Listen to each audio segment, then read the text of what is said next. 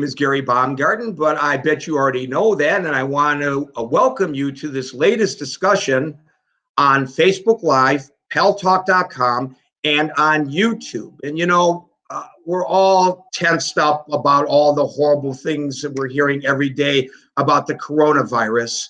And every day I bring somebody on here to talk about the coronavirus.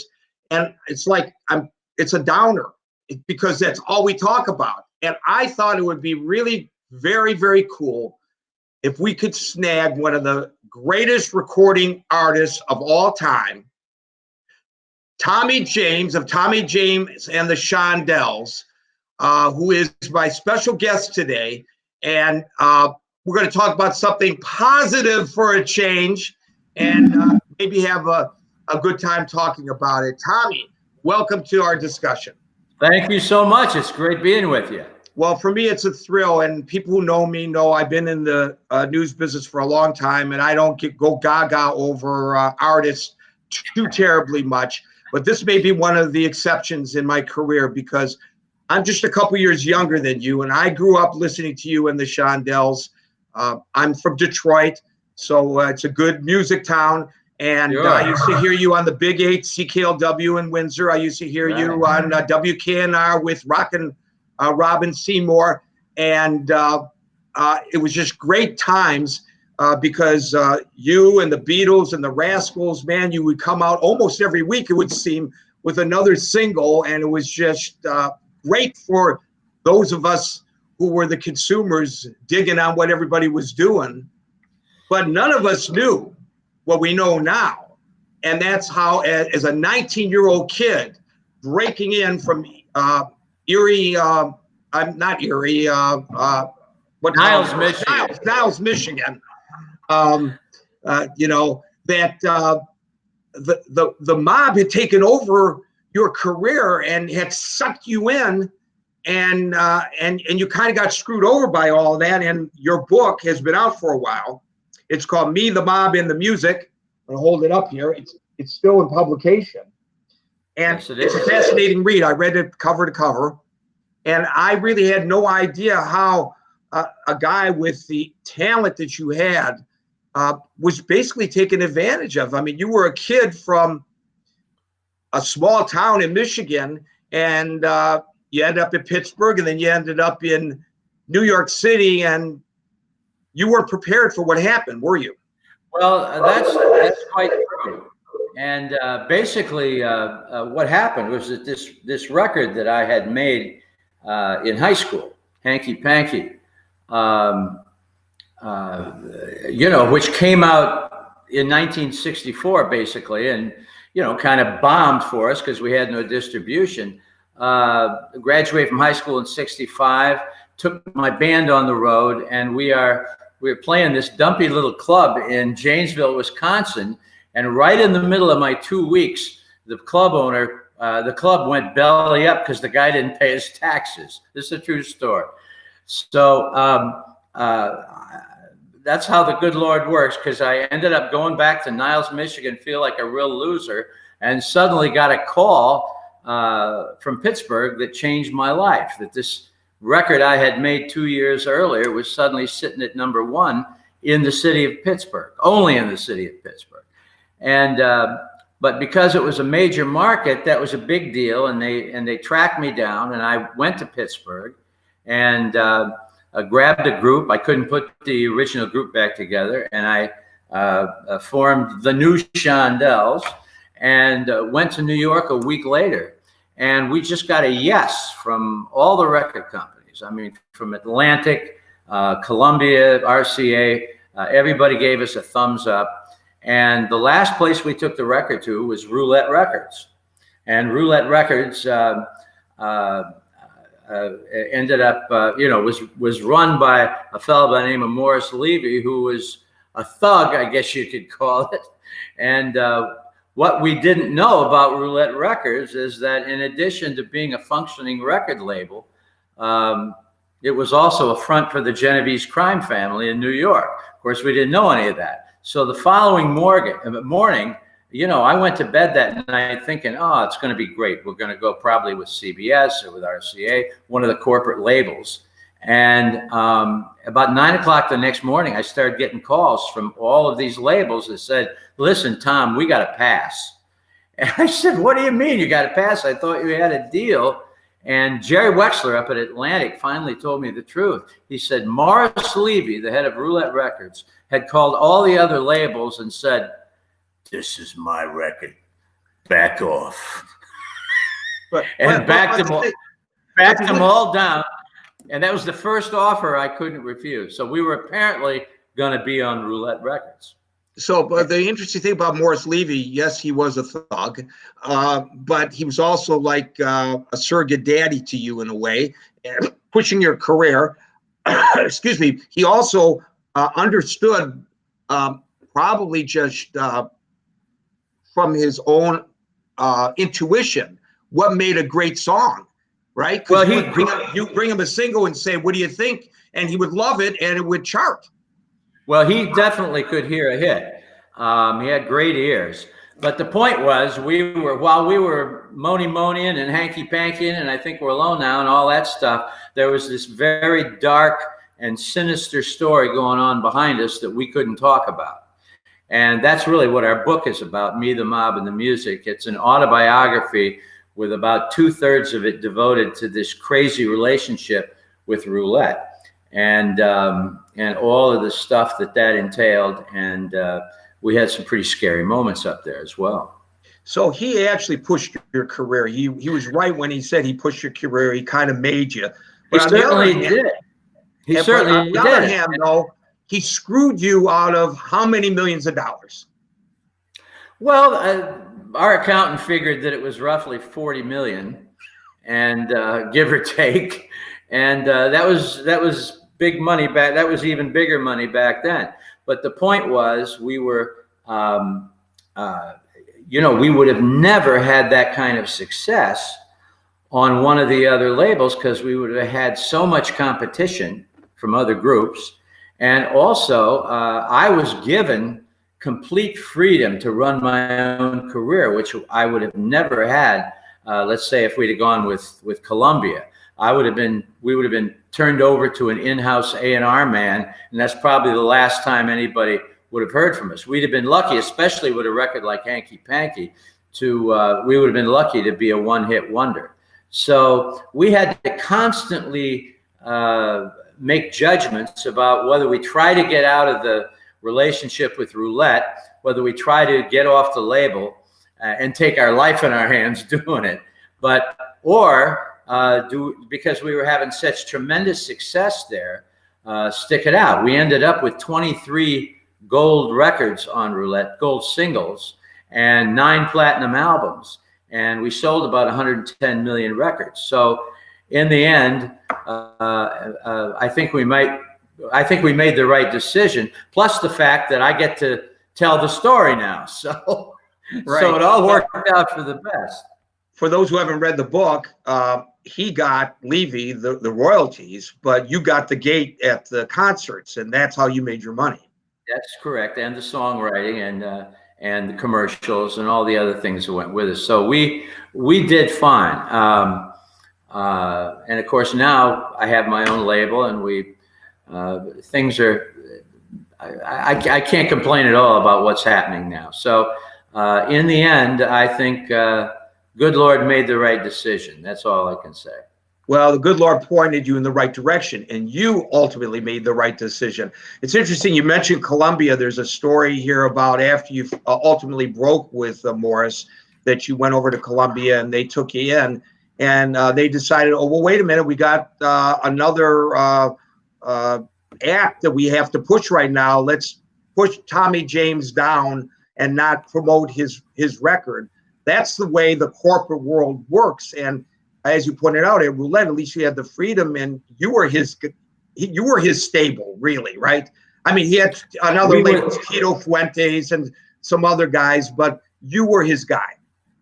Well, we were the main rock act at roulette, and we of course sold more records than any of the other acts. So we pretty much had the run of the place. I must say that if we would have gone with any other label, I don't think that would have happened at all. And so I considered ourselves to be very, very fortunate. And although there was a lot of craziness that went along with it, and of course the story now is going to be made into a movie, right? And so we are really, really pleased because we couldn't talk about this story at all. We couldn't say a thing about it. In fact, when we wrote the book, Me, the Mob, and the Music, that's the one. When we started out, my co-author, Martin Fitzpatrick, and I, we were going to call it Crimson and Clover, and we were going to talk about being in the studio and writing songs and all that stuff. It would have been a fun book, but we got about a third of the way into it and realized that if we don't tell the roulette story, which really is the story, that we were cheating ourselves and everybody else. The problem was some of these guys were still walking around. And so we put the book on a shelf for a couple of years till the last of the roulette regulars, as I called them, passed on. And finally, we felt we could write the book and tell the truth and tell it fairly, which we did. And as soon as we were done, we started getting calls for the Broadway rights and for the movie rights. And Barbie, go ahead. Tommy, the other part about this, and I don't know whether it was difficult for you to do it, but you showed your own warts here. I mean, your own struggles, your own demons. I mean, I got a few. To the point where I know now how you struggled with the drugs and the booze and the women, which I know now is in your past. You're a Christian. You don't drink. You don't do drugs. You've got a stable life. I'm boring, man. You're a boring guy. but I know you're not the only one who went through this in the business, who was kind of the modus operandi back then. But I give you a lot of credit for telling it that way, because perhaps some young musician who may want to follow in your footsteps, who may be inspired by you, can avoid some of the pitfalls that you felt. Well, thank you. Thank you for saying that. And I think you're quite right that, you know, when you make it as young as I did, I made it right out of high school. When you're as young as I am, and you make it, you know, and really responsible for your own career, there's a lot of pitfalls out there, and you can really mess things up if you don't. I just was very lucky that good Lord was looking out for me, because I could have gone off the deep end at a lot of spots. Yeah, no doubt about that. So I want to ask you about your sustainability.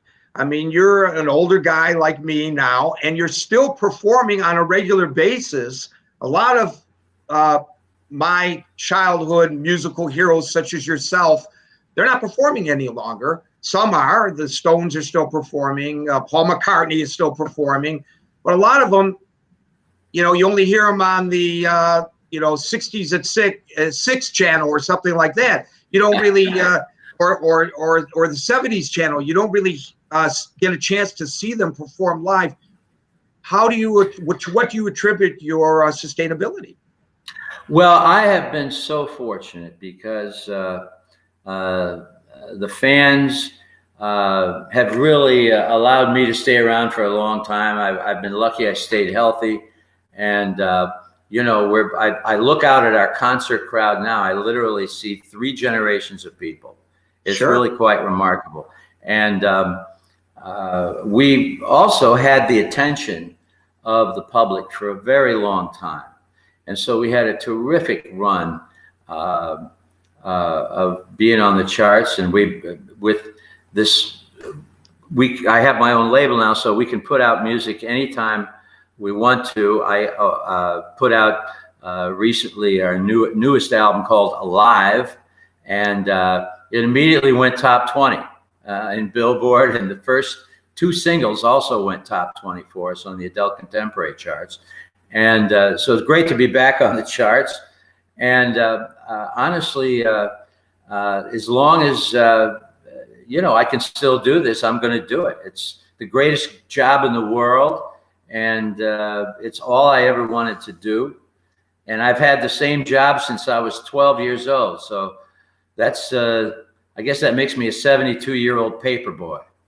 Well, I love the story about how you begged your mom and dad for that first guitar, and then and that was an acoustical guitar, as I recall, and then you begged them for your first electric guitar. And God bless your mom and dad for giving you that opportunity, because most moms and dad would say, go to school, to your room, to become an accountant or something like that. Right. Well, listen, I was so lucky to have the parents I did, and I've had love around me my whole life, and I've been very, very fortunate and very blessed. And so I'm a happy camper, and I feel just great about doing this. And as I said, it's all I ever wanted to do, and I'm so lucky to still be doing it. So not to knock some of the current, I mean, there's some great acts today. I love Lady Gaga. I love Nora Jones. Oh, yeah. Some really, really good. But some of the stuff today, you listen to it and you think, well, it's kind of okay for now, but it's not going to resonate probably, I think. I mean, what do I know? But just from my point of view, it's not going to resonate 20, 30, 40 years from now. But all the stuff that you and the Shondellls did back then, you turn it on the radio today, and people who've never heard it before are going to be able to relate to it. And I think that's something that's a real credit to you. Well, we've been very lucky and very fortunate that the music has remained on the radio, and it's been we've have over 300 300 cover versions, right, and over 60 movies that the music is in. And so we've been, I couldn't ask for more in my career. I really couldn't. The thing I finally got to do, though, was really interesting. I have my own show now on Sirius XM, 60s on 6, every Sunday from 5 to 8 Eastern time. It's called Getting Together with Tommy James. And so at the end of the road, I get to be a disc jockey. I mean, and they want me to play my own music too. I said, can't you go to jail for that? And they said, no, do it, Tom. Come on.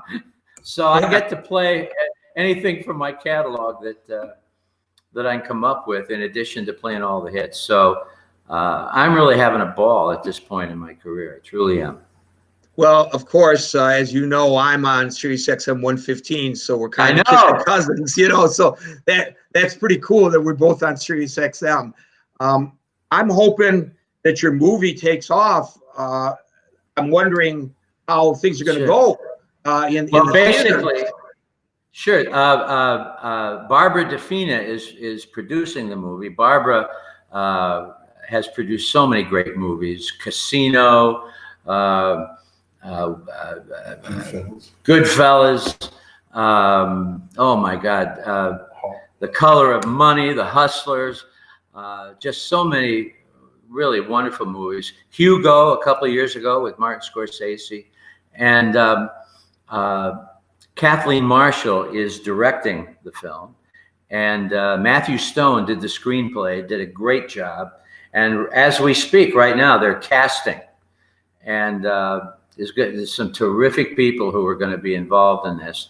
And I'm getting a hell of an education watching it all come together, and it's going to be, I guess you could call it the cherry on top of the ice cream sundae for me in my career. And we're looking at probably another 18 months or so.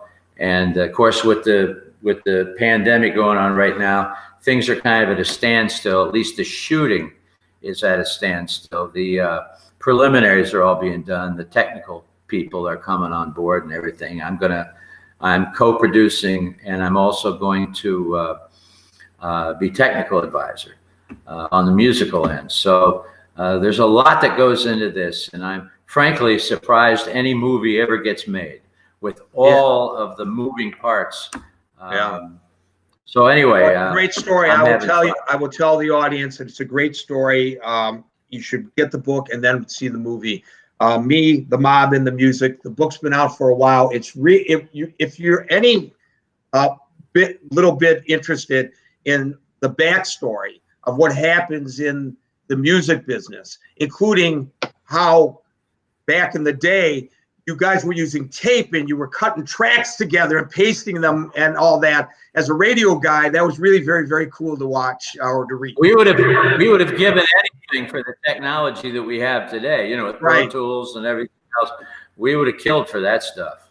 Yeah. Well, it's the same thing in the news business. You know, I can't tell you how many cuts I had back in the day trying to splice things together with a razor. Don't have to do that anymore. It's all done, you know, electronically. So I can sort of relate a little bit to what you went through. Tommy James, absolutely. Thank you so much. I wish you the best of luck. And when they allow you to go out and perform again before a real crowd, I'm going to be there if you're anywhere nearby, because I've never had the opportunity to hear you in person. And now for sure I want to. Well, don't be a stranger. It's been great talking with you, Gary. God bless. God bless you. Peace out. Stay brother. safe. Thank you. Guys, I hope you really enjoy this. We'll continue the discussion over at paltalk.com. That's a free download in the Pal Talk Global Newsroom. So to my audience on Facebook Live and on YouTube, until next time, everybody, please stay safe. And as I always say at the end of these get-togethers, peace out.